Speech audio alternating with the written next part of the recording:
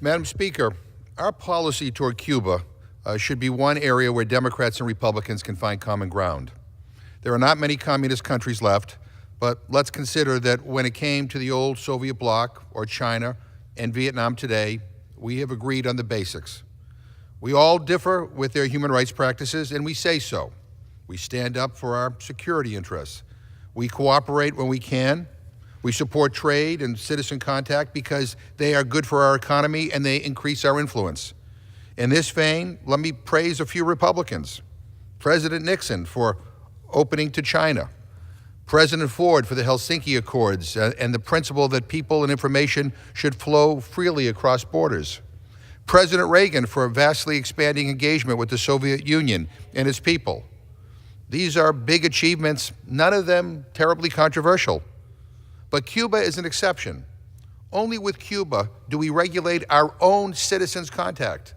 Only there do we have a trade embargo that limits trade and investment.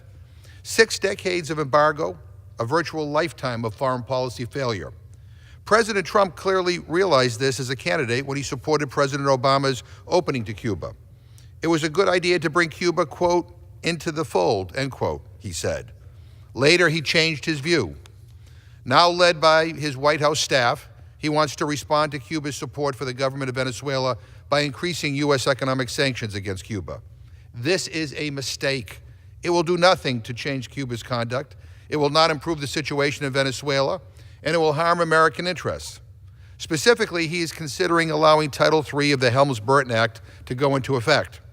This would allow Americans who lost property in Cuba, including Cubans who later became U.S. citizens, to go to U.S. courts to seek damages 3 times the value of their property by suing Cuba, foreign, and even American companies whose businesses in Cuba today are connected to those properties. The purpose, as the law's authors made it clear in 1996, is to harm Cuba's economy by making it completely inhospitable for foreign investment. Now, it's no mystery why Presidents Clinton, Bush, Obama, and Trump blocked Title III from going into effect every 6 months for the past 23 years. It is hypocritical. It penalizes companies for doing what American companies do all over the world.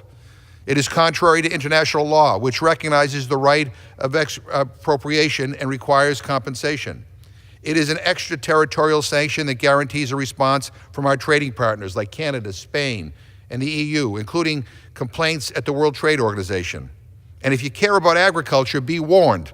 It will open a new front in the trade war with all the repercussions that can bring. It will allow Cuba to claim victim status and rally international support. It will clog our courts with lawsuits. It will make it impossible to negotiate compensation for U.S. claims in Cuba, and in the end, hurt the very Americans who seek compensation for property they lost. It will divide us from friends and allies who are now working for a peaceful solution in Venezuela.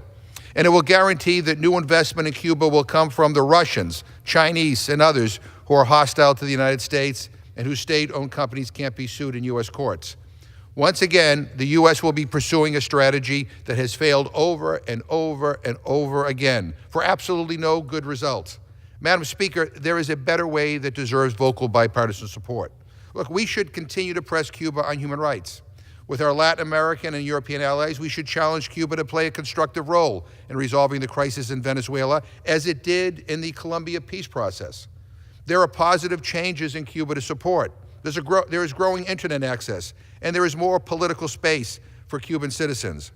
A growing private sector that now accounts for 1/3 of Cuba's labor force. And despite policies that limit contact, there are rich cultural, educational, and intellectual exchanges between Americans and Cuba. Madam Speaker, we should follow President Trump's original instinct and allow Americans to do business with Cuba. We should pass Congressman Crawford's bill to increase the competitiveness of our agricultural exports to Cuba. There is no reason for us to have only a 1/8 market share of Cuba's $2 billion in annual food imports. We should finally end U.S. travel restrictions and allow all Americans to travel freely as they choose to Cuba. That would serve our values and our national interest, and it is a worthy cause in which Democrats and Republicans can join. I yield back my time.